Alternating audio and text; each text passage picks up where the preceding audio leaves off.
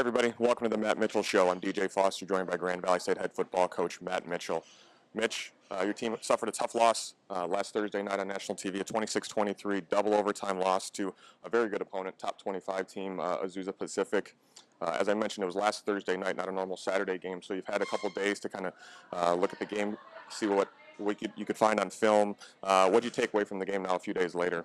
Well, credit to Azusa Pacific. They had opportunities to kind of win the game, and they did a good job of doing that. We had some opportunities. We did not take advantage of it. It was a type of game that, there was not any one specific unit that was, to blame. It was a complete team loss. We had opportunities in all three phases really to win the game, and we did not take those advantage opportunities. So you go back and, look at the little details and the things that we did not execute, and we obviously have to get those cleaned up as we move forward. As I mentioned, a few months ago, the game moved from a Saturday game to a Thursday night game, gave you a little more exposure, also gave you time to get back from the West Coast and kind of get in your preparation for this week. How has that helped you guys kind of move on from the loss and start preparing for Ohio Dominican? Well, we got back on Friday morning, and our players had classes and academics to attend to. We spent a lot of time on Saturday taking a look at all the special teams, the offense and defense, trying to do some critical evaluation of things that we did well and the things obviously we didn't do well. And then, at the end of the day, we give our players Sunday off. We're coming back on a Monday, and I need our team to understand the mistakes they made, and obviously clean up some of those errors. But we also need a unit that comes down here, some players that come down excited for their opportunities moving forward. We've got a tough Ohio Dominican team coming into town here at Lubbers, but we don't need a team that's playing tentative or a team that's worried about making mistakes. We got to clean up the mistakes we made, but we got to come down there with some excitement, with some energy, with a bounce in our step. It's really attack this week of preparation to set ourselves up for the game on Saturday. Looking at your offense, it struggled at times.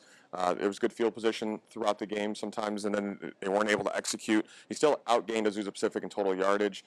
Are the mistakes, are those fixable things? Are those things that you think that you can change for this week? 100%. I think everything's, fixable. There's always a result. Sometimes, things are done in the short term that can easily be corrected. I thought in terms of our offense, what was disappointing was, we did have great field position. To me, it's less about yardage and looking at statistics that way in terms of yardage gained. It's more about did you take advantage of your possessions? And we had 6 possessions inside the 50, and we only scored 3 points.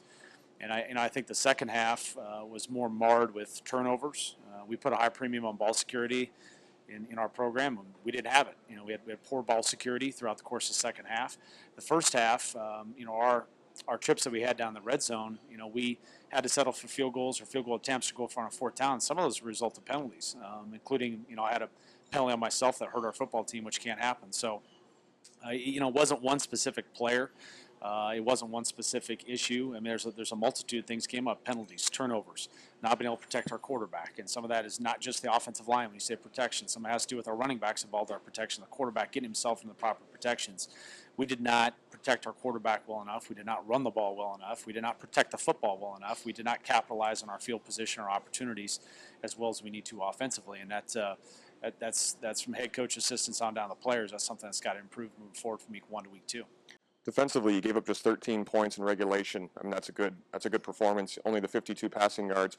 Obviously, they're a running team with Terrell Watson. He gained over 200 yards, but it took him 42 carries to get to that point. How do you think your defense played throughout the game? Well, I thought we played very well for probably 3.5 quarters. We forced a lot of tackles for losses.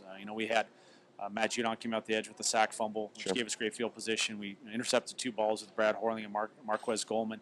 If we got him to 3rd down, we got great pressure on the quarterback on 3rd down. We had double digits tackle for losses, 4 sacks, a lot of penetration. I thought we tackled well for 3.5 quarters, with the big back and really set our team up. But at the same time, the 2 scores that we gave up came off sudden change opportunities.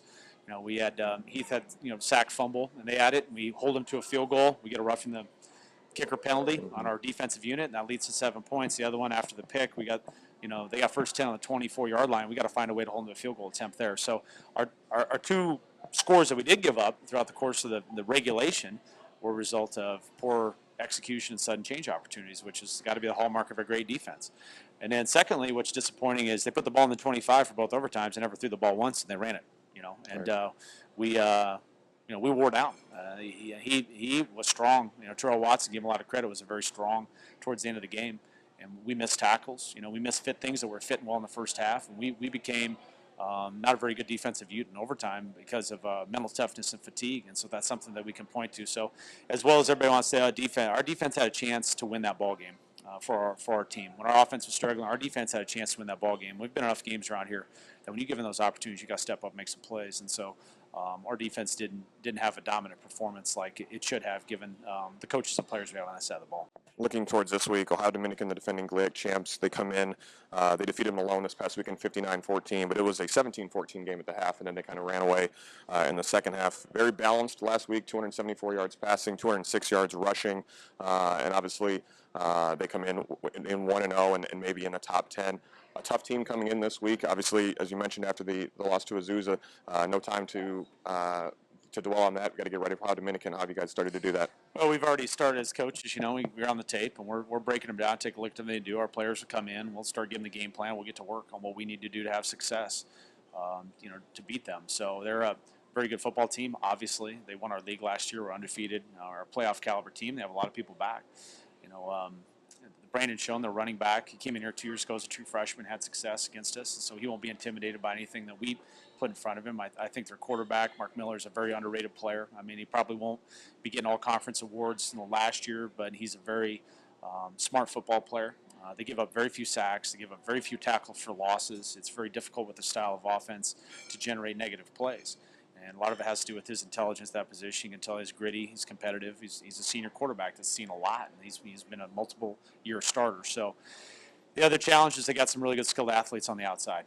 They have 3 all-conference receivers. One of those guys hurt us a lot last year in the return game, too. And so they're very good on special teams. And so they've got a good complement of players, and they really put pressure on you to defend the width of the field, the 53 and a third. They can run the ball up inside. They can get the ball out quick to some of their skilled athletes the perimeter. Put you in a lot of positions where you got to make a lot of one-on-one tackles in space, and with the skilled athletes, that's very difficult. So, defensively, have a lot of guys back on defense. They gave us troubles last year.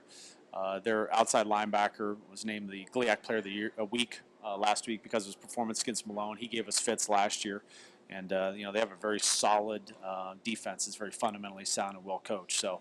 It's a I don't know where they'll be ranked, but it's definitely a playoff caliber opponent. Week 2 heading into Lubbers Stadium. Good news is you're back at home. You're in front of the Lubbers crowd. It should be a great crowd.